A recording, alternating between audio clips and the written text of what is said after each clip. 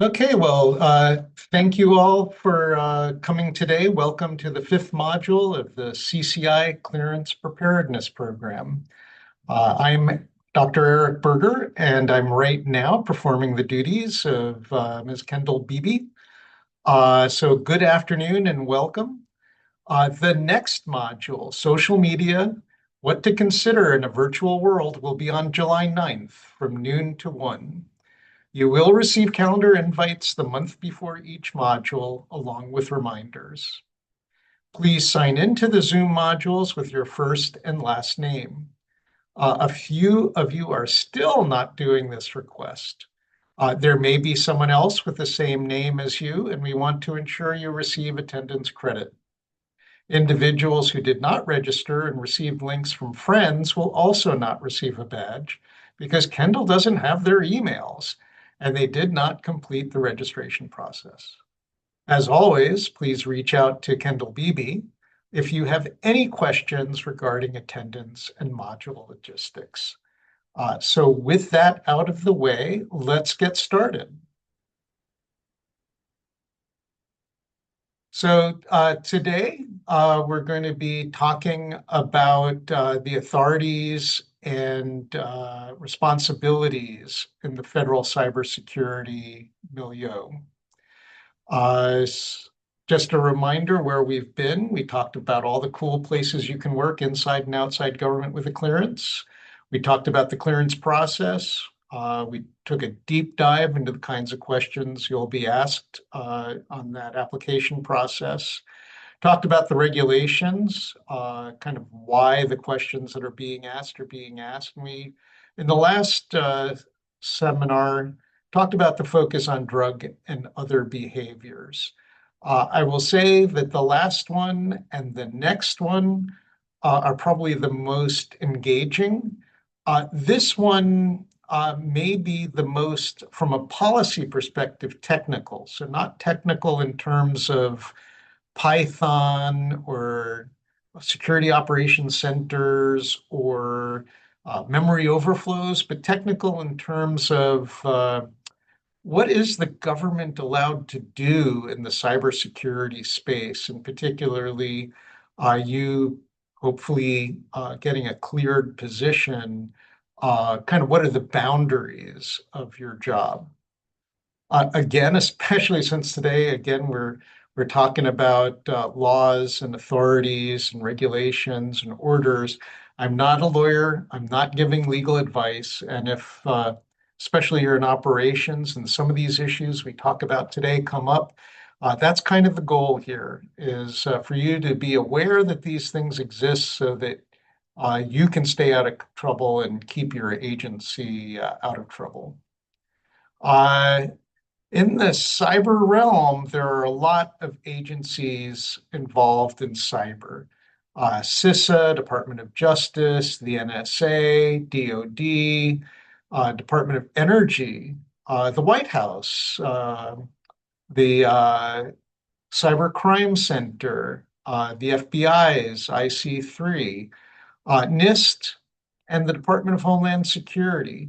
There are all of these departments and agencies out there, as well as US CERT, which is an FFRDC under DHS. But of course, we can't forget the most important one. Who are you going to call when there's a cyber incident? Of course, Ghostbusters. No, really, it's going to be probably one of those eight agencies I mentioned earlier. Again, we don't make this stuff up. These regulations come from laws. And in fact, one of the first ones was HIPAA. Hard to imagine, that's almost 30 years old. And that was cybersecurity regulations regulating the private sector around healthcare, but that has some federal implications. If something is considered protected, and when we talk about classification markings, we talked about CUI, one of the CUI controlled and classified information is healthcare information, and that comes from HIPAA. The Information Technology Reform Act of 1996 This act basically put cybersecurity on the map. Part of it was because there was this movement of doing what we call digital transformation. And how are we going to control data systems processing as we wanted to automate a lot of government functions? So started in healthcare, moved kind of simultaneously into the federal government. In 1999, the Gramm-Leach-Bliley Act explicitly made cybersecurity something of import to the financial services sector. Then we had FISMA in 2002, and this was kind of a big one because a lot of regulations kind of spun out of FISMA. FISMA was directed towards federal civilian agencies, as opposed to, for example, NDAA, National Defense Authorization Act of 2020. Uh, and here, this is near and dear to my heart because I had a hand in writing it and getting it passed, the Secure 5G and Beyond Act. On the one hand, here it is in the National Defense Authorization Act. So you might think, oh, look, the first line, the Secretary of Defense shall develop. Well, it turns out that Section 254 goes well beyond just DoD, because remember, most networks in the United States are privately owned. And so these gave authorities to make sure that our civilian networks are secure as well. Looking a bit closer into some of these, uh, the E-Government Act of 2002, I mean, the whole thing, it was called the E-Government Act. How do we get ourselves onto an electronic footing? And remember, the internet commercial, the internet was probably 25 years old by that point, but the commercial internet was only about 5 or 6 years old, or less than 10 years old at that point. So it basically said, okay, well, we've got the Office of Management and Budget, and management sounds like a good place to house this. So the director of OMB is responsible for civilian security, civilian agency security implementation. But then as things happen in government, obviously the director of OMB, who is usually someone with an accounting and policy and law background, they're not going to personally decide what to do. And what they've done is they've delegated each agency, each of these civilian agencies has a chief information officer.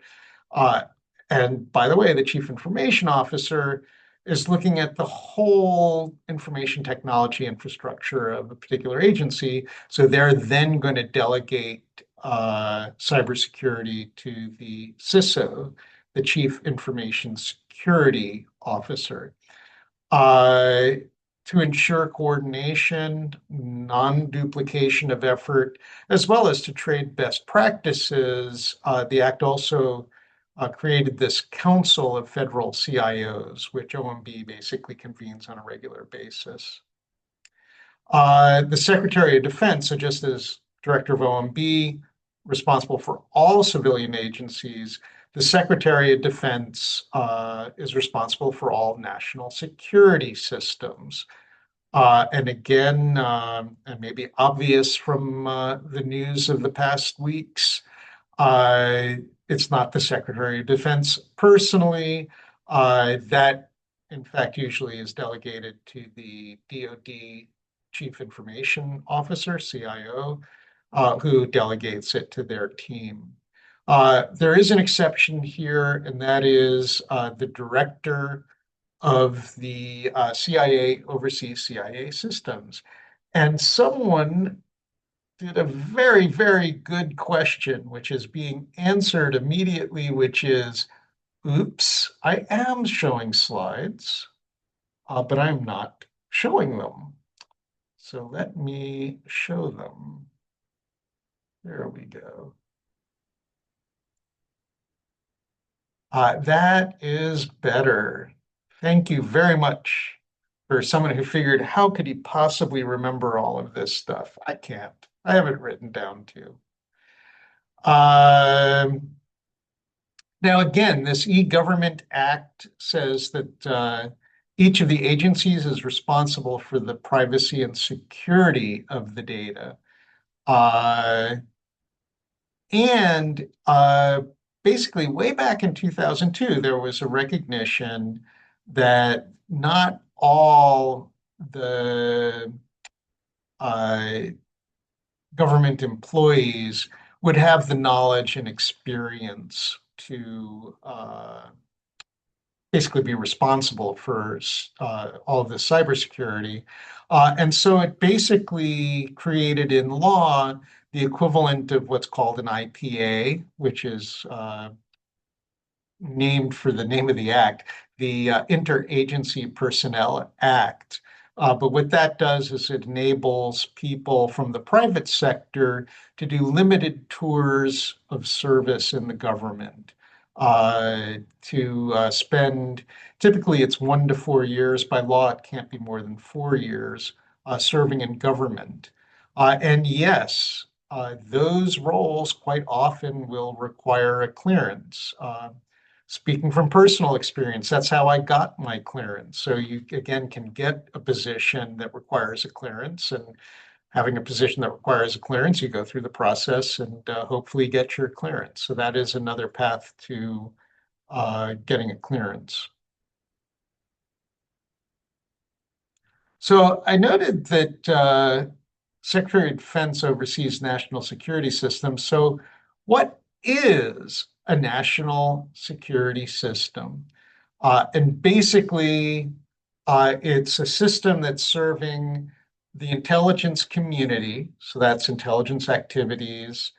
Cryptography has always been carved out. And so basically, a system that's dealing with cryptography is going to be a national security system. Uh, if a civilian agency is, for example, interoperating with a defense agency, the encryption system at that agency is going to be a national security system because it's related to national security. Obviously, command and control of military forces is going to be a national security system. Really obviously, if something is part of a weapon or a weapon system, and if you think of our autonomous drones, things like that, clearly a national security system, or is going to be used for fulfillment of military or intelligence missions. Now, that exclusion, uh, quite a lot of the money being spent in DoD are for things like payroll, finance, logistics, email, personnel management. That is not going to be a national security system. It may still be classified. It certainly has controlled information on it, but that's not in itself a national security system.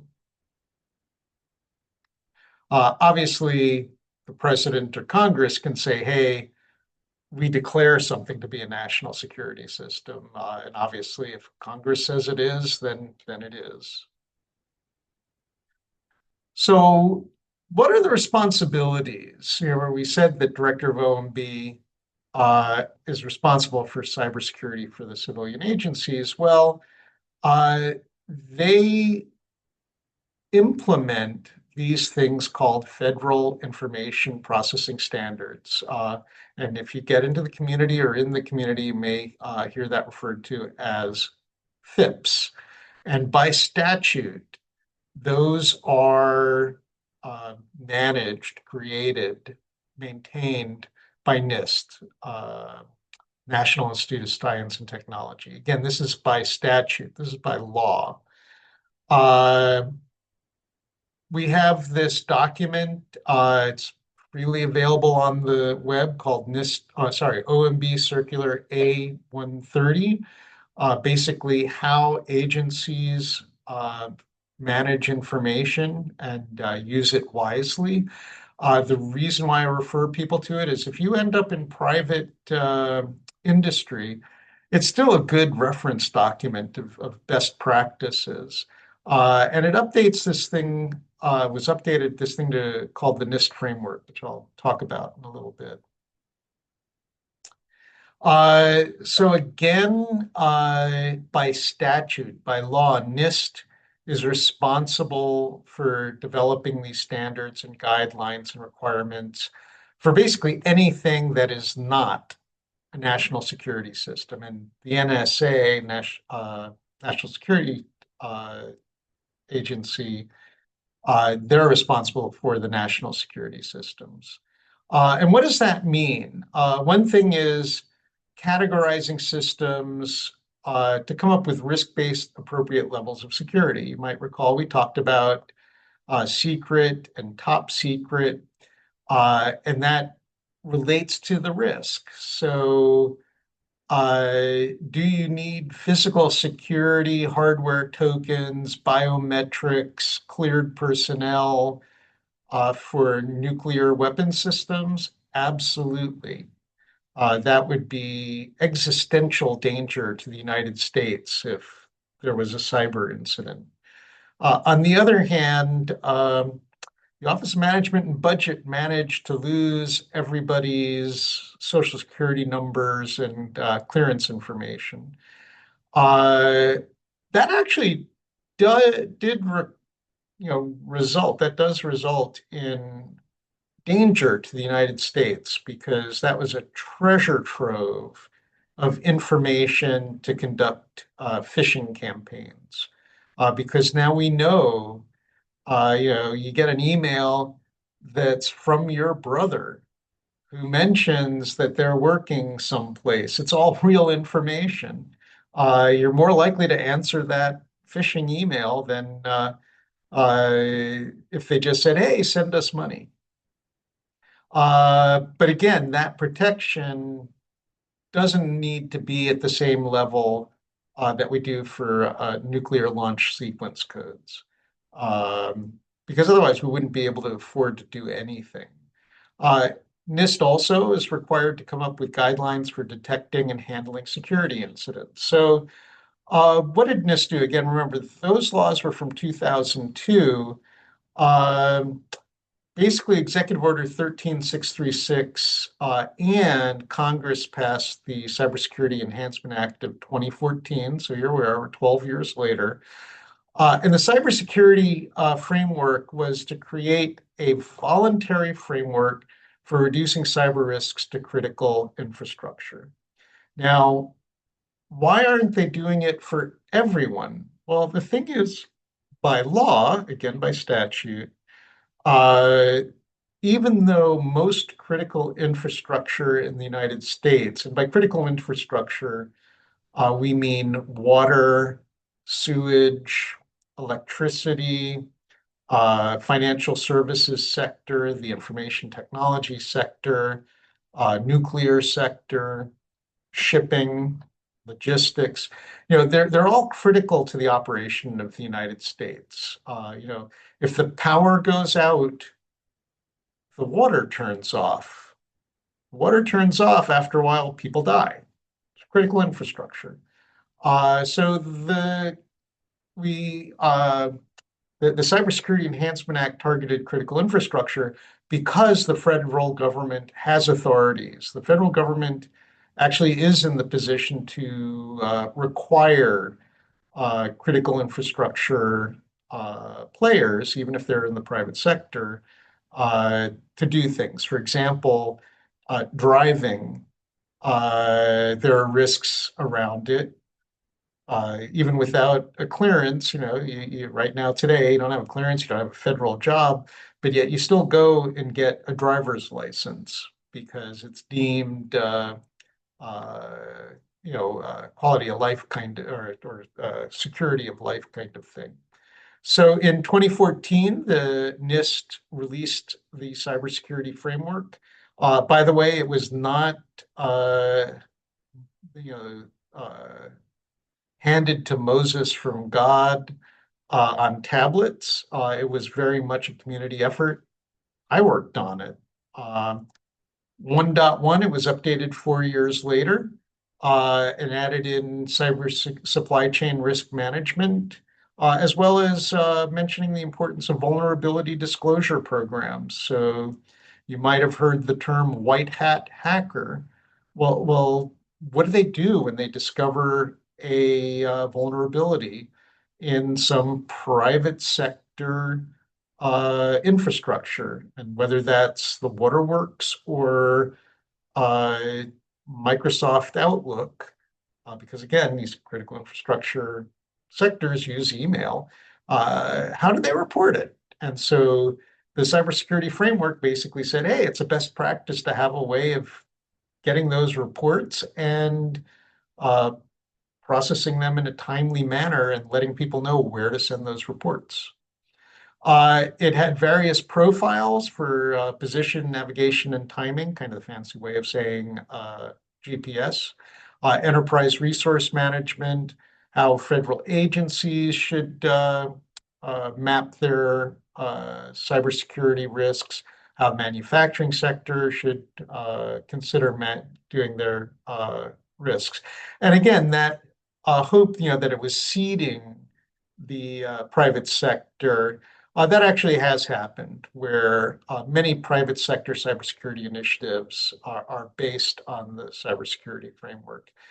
In fact, that was part of my motivation to work on the first release, is the hope was that the insurance industry would pick this up. Because basically in private sector, sometimes we have proscriptive regulation, like you must get a driver's license. But then we leave it up to the states, and in fact, the driver's license is up to the states. But the states say what you need to uh, know and be able to demonstrate in order to get a driver's license, like parallel parking, like signaling, like stopping at a stop sign. Um, the problem is if you don't have norms, then what is reasonable is not known. So we wanted to have this framework so that companies on the positive side, why the carrot color of the border here? The carrot is, oh, I didn't think of that. I need a vulnerability management system. Oh, I need to have two-factor authentication. So that's the carrot. And of course, the stick is if there's a breach and you get sued, well, if it's a nation state actor came after us and we did everything the framework said, well, again, that's the carrot. That's reasonable and customary. But if you mean you didn't implement anything from the cybersecurity framework, you'd have liability. And so the hope is that best practices will help protect the nation, and as well the threat of lawsuits would also protect the nation. Framework 2.0 came out just a handful of years ago. Still a NIST product, but now it goes beyond the critical infrastructure segments. Now it is looking at a whole of economy. Yes, there's a profile for education institutions. But interestingly, this is where the US demonstrated leadership. It's now a global standard. Many countries reference the NIST cybersecurity framework as they come up with laws and regulations and best practices for how to protect their country's networks. Uh, what came in 2.0 is kind of the reference to other NIST frameworks. So the importance of privacy, and not just like in NIST 1.0, privacy is important. Well, in 2.0, we say privacy is important. Go look at these other NIST special publications. The importance of workforce development. Another NIST activity was coming up with this cybersecurity jobs. Secure software development practices, software bill of materials.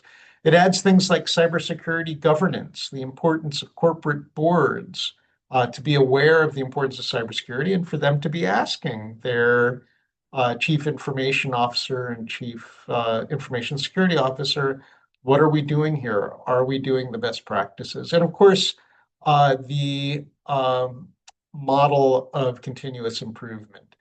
Uh, the framework has this kind of pathway of identifying your assets, figuring out what your risk profile is, protecting that information, detecting breaches, because in a sense, no matter how well you try to protect information, someone may get through.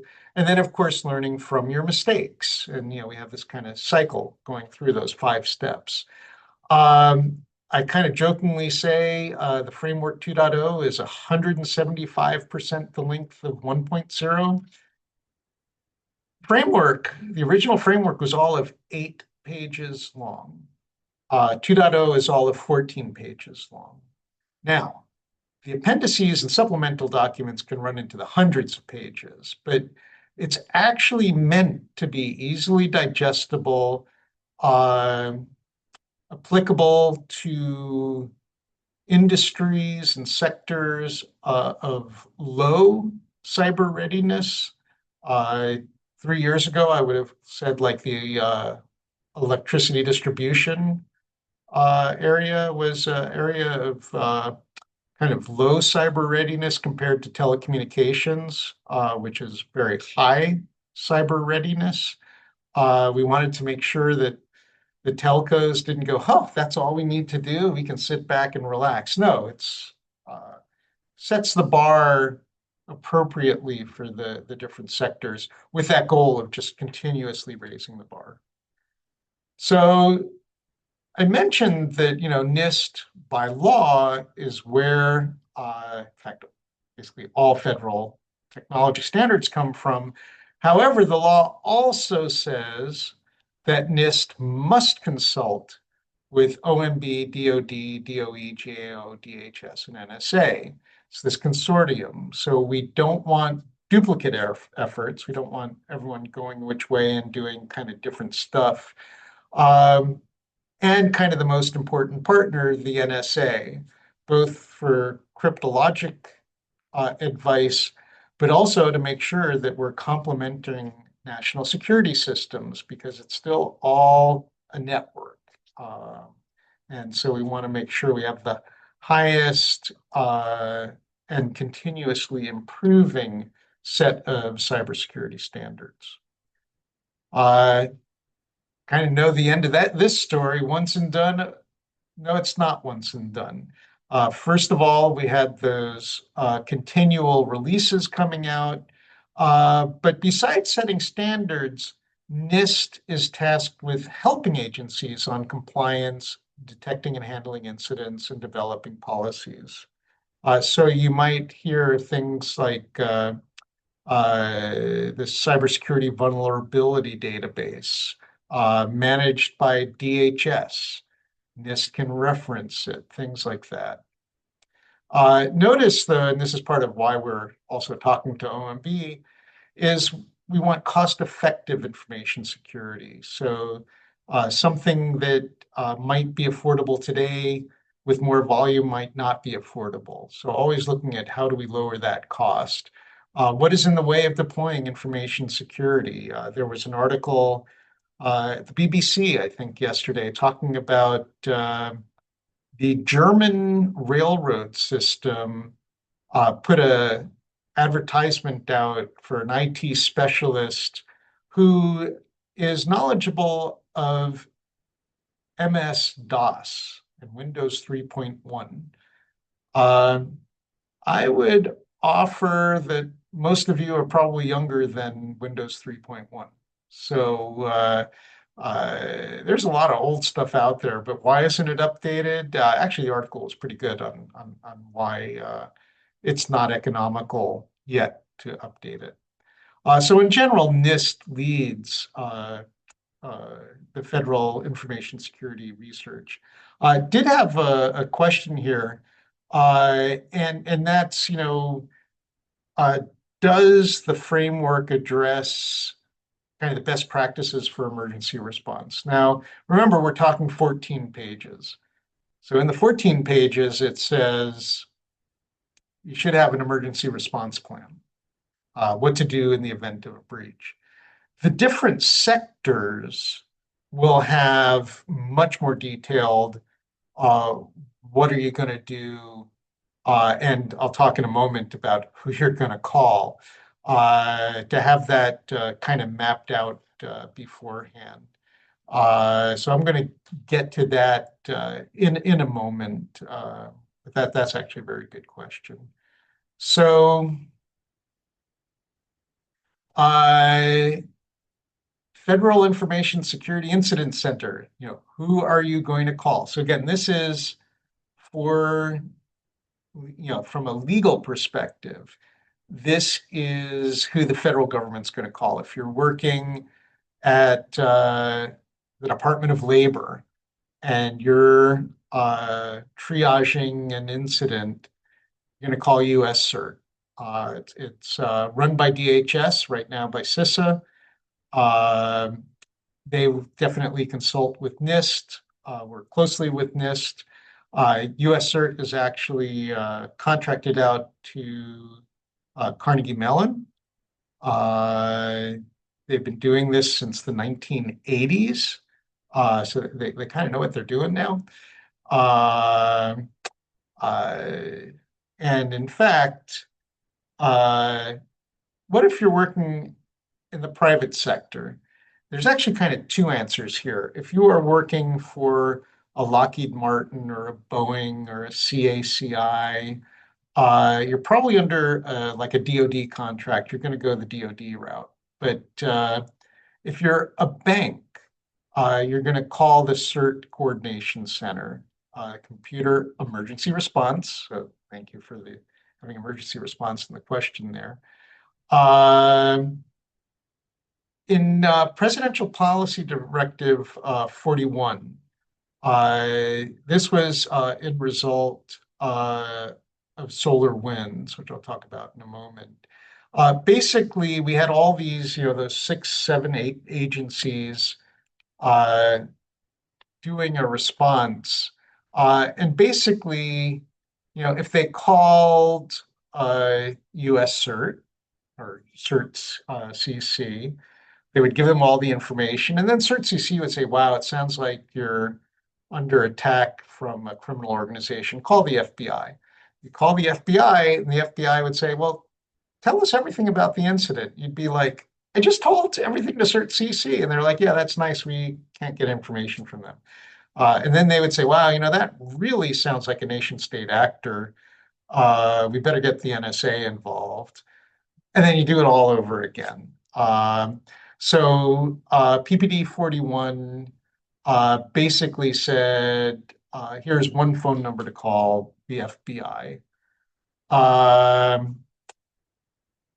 And again, because it's all of government, it's not just the FBI. We have this Cyber Unified Coordination Group, which is led by FBI, but statutorily with CISA. And it may end up being DHS, but the federal agency responsible for civilian networks and the Office of the Director of National Intelligence, because they have the NSA is affiliated and all that, is this Cyber Unified Coordination Group. I realized I need to update this slide, and yes, some of these things are kind of old. This slide came from 2016. I was giving this lecture literally the week after the NSC had a weekend-long meeting that was reported in the Washington Post. And so basically, what do they do? What does PPD 41 say? This is also part of that question of, well, what is the emergency response plan? So CISA, and you may have seen some of these, and you can go to the CISA website. They've got them there where they regularly do announcements saying, hey, there's this threat. Here's how you can tell whether you've been targeted. How bad is it? In the different sectors. Uh, in the public sector, CISA will actually say, you must apply this patch. Obviously, for the private sector, they will say, you might strongly consider applying this patch. If there's criminal activity going on, the FBI will do criminal investigation. If it's nation state, OD and I can bring the intelligence community's resources to bear. And again, coordinated by the FBI. Uh, I touched upon this, probably won't spend too much time on it. But again, basically, we have this history starting in 1998, first identifying the realization that we don't have federal critical infrastructure. DoD communicates between the bases. Yes, they have some spectrum for communication, but for the most part, it's AT&T, Verizon, Lumen, uh, companies in the private sector that have the infrastructure.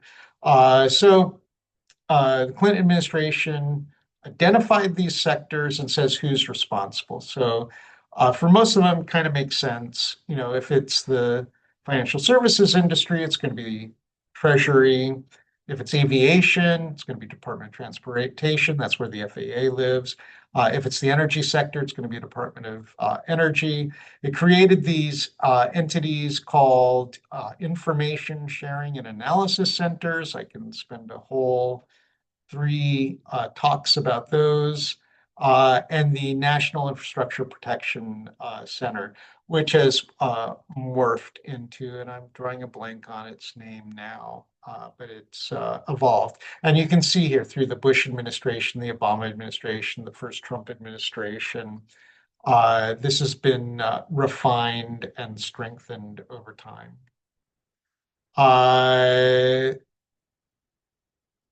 One thing we kind of knew when we did the NIST framework, it was with a wink and a smile. This will be voluntary. We're creating voluntary guidelines. Well, for the federal civilian agencies, with a stroke of a pen by executive order, they can become mandatory. Uh, as well, uh, the critical infrastructure, encouraging means, well, we won't make you do it, but by the way, in one of the critical infrastructure sectors, it's $1 million a day that, you have a known cyber vulnerability and you don't fix it. Uh, so that's a kind of a way to encourage people to use the framework. Um, uh, More executive orders. I did want to touch upon FedRAMP. So this is, how do you know something is going to be secure? Well, one thing is outsource your computing to kind of the professionals. So this is where we have Microsoft Azure, Google, Amazon Web Services. They all have federal versions that have been pre-tested, pre-certified, and that's FedRAMP. So that way, an agency, if they want to buy services, can basically see, is it on the GSA schedule and is it FedRAMP approved? If it is, all right, we can go. And again, the incident response playbook, CISA has done that for a number of critical infrastructure industries.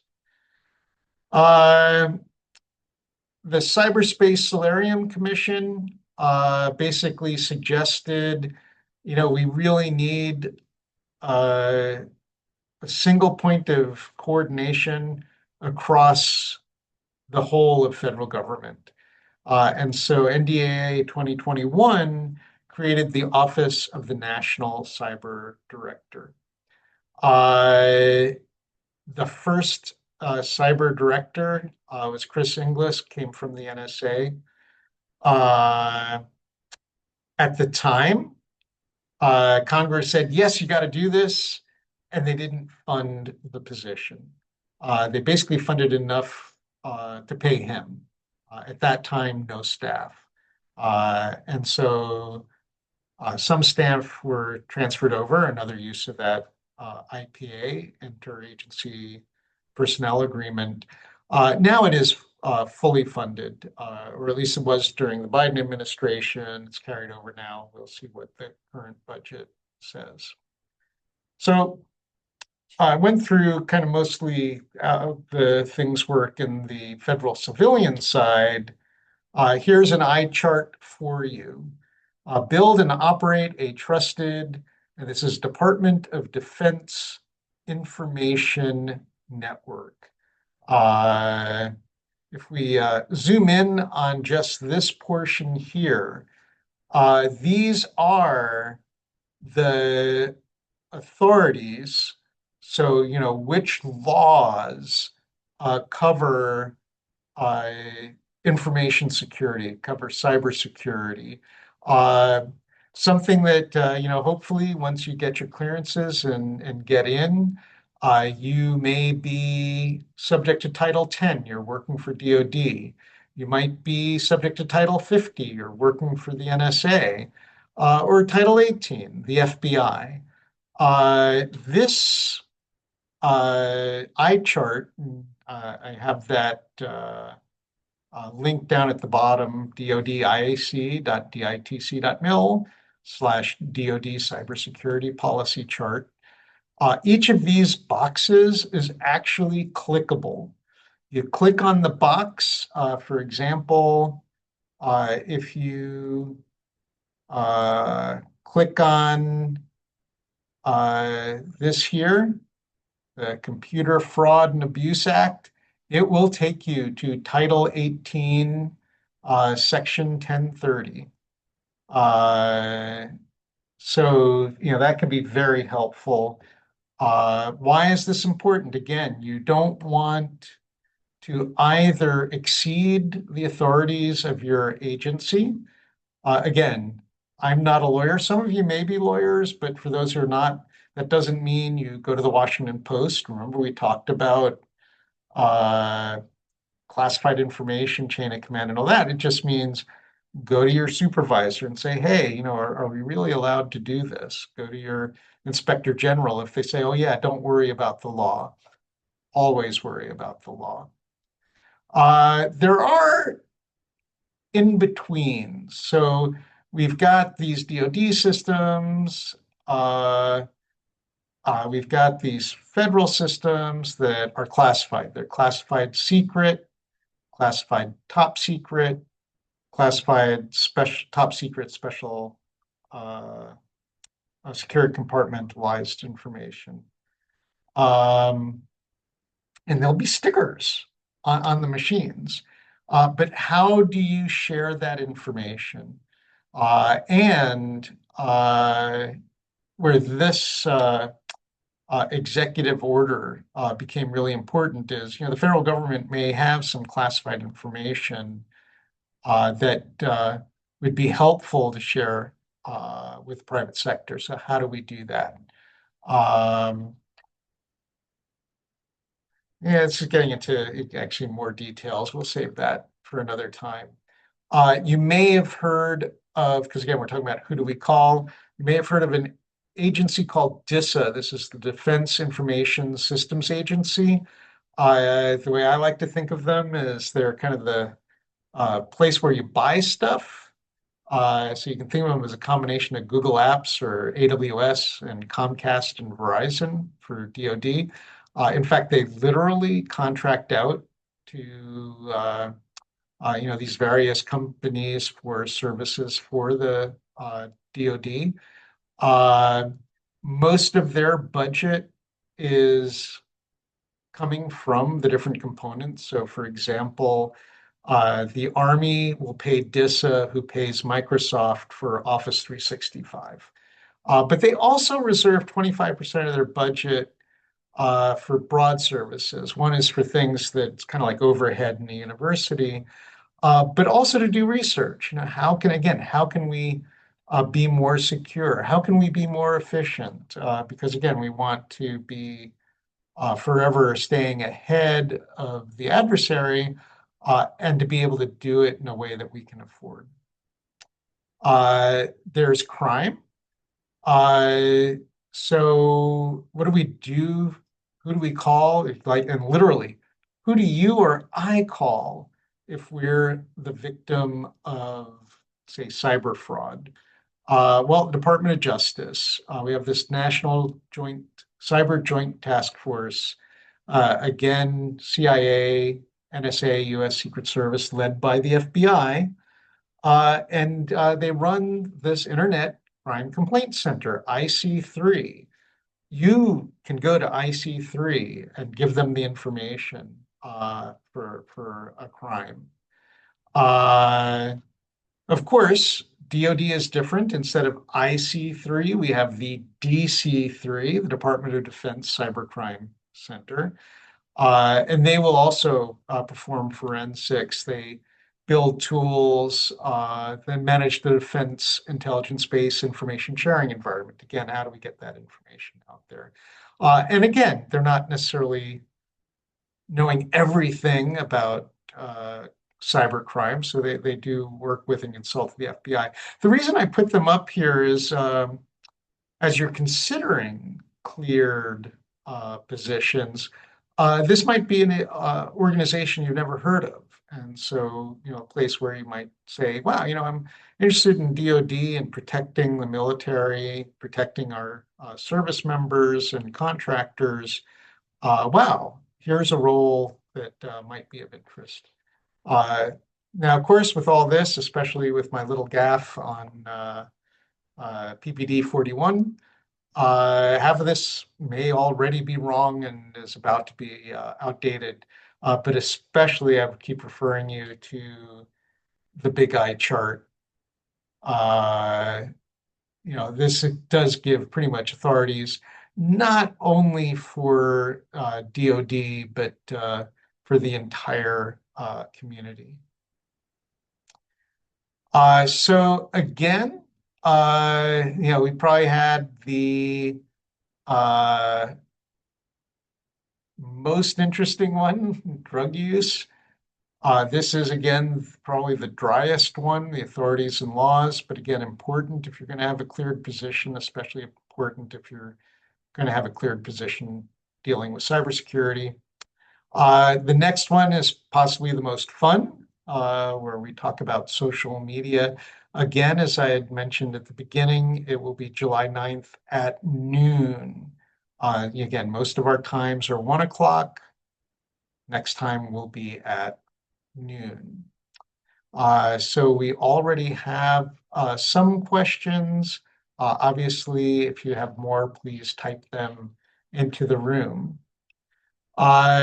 So one of the questions was, and I will use the pronoun here, am I seeing an increase in job applicants for state jobs resulting from the federal workforce layoffs? We just hired a colleague for Kendall Beebe. He came to us from a federal agency. I think you are going to see in fact, you may already have seen a world of a difference in our website. No, there are a lot of people that, were looking for the work-life balance and security of a federal job, at least in the Commonwealth of Virginia. And remember, our goal here is for you to learn in the Commonwealth of Virginia and stay in the Commonwealth of Virginia. So far, the Commonwealth, we're still doing pretty well. So yes, we are seeing a lot more job applicants from the federal workforce. And mind you, it's the greater ecosystem. We've also seen job applicants from FFRDCs, the federally funded research and development centers. These are civilians who are quite often either detailed to government agencies or DoD, or are doing contract work, research work for agencies or departments of the DoD, and we are seeing a lot more interest on the state side.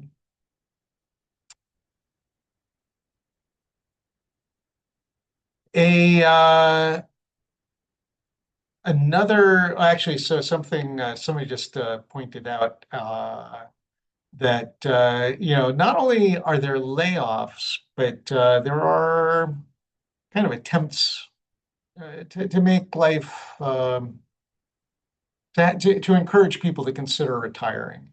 For example, there's a department that's moving one of their commands from Virginia to Texas. If you want to move to Texas, great. If you don't want to move to Texas, you may be looking for a new job.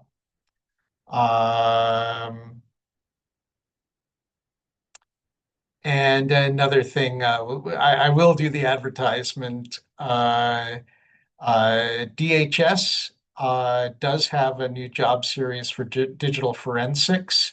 And that's basically the science and art of finding out who did what in an attack. Kind of like CSI, crime scene investigator. Those were the forensics people. Let's look at the blood. Let's look at the splatter. Let's look at what weapons we find. Same thing in the cyber world. Wow, all the comments of this code are in Russian. The code uses patterns that we see in other attacks that originated in China. DHS, look at Job Series 2215. So that's a thing that you can consider. We have a success story. One of our students on today just got their secret clearance. So congratulations. However, they're asking, they got the clearance, and this is actually kind of unusual. Often it's you get the job, but you're put off in the middle of nowhere reading magazines while you're waiting for your clearance. This person actually has the wonderful opportunity. They've got their clearance, but the job hasn't started. So the question is, can they take their clearance somewhere else? Or will it be canceled? And the answer is, if you actually got your clearance, and so not an interim clearance, you absolutely can take it around. You, in fact, have a year to take it somewhere else. So that agency is playing with fire by not doing your start date. I would, in fact, offer go look around for two reasons. One is on the good side, it may make you feel very good and confident that you're making the right choice with the entity that got you the clearance and the work that they will have you do. Or you might find out, wow, they're paying me half of what this other company is doing, and this other company's work or agency's work or department's work is much more interesting.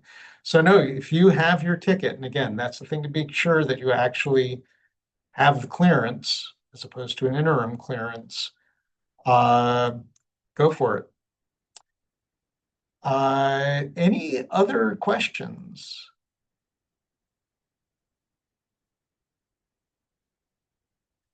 So hearing none, again, thank you for your participation today. Again, if you, in fact, I can take a look at this. Kendall usually does. But I see name. I do see one, two. I see two people who are using one name unless you go by only one name. Please send an email, not in the chat, to Kendall saying that you were here today. Everyone else here has names. I'm hoping real names. But thank you all so much for your time and attention here, and we will see you next month. Thank you all. Bye.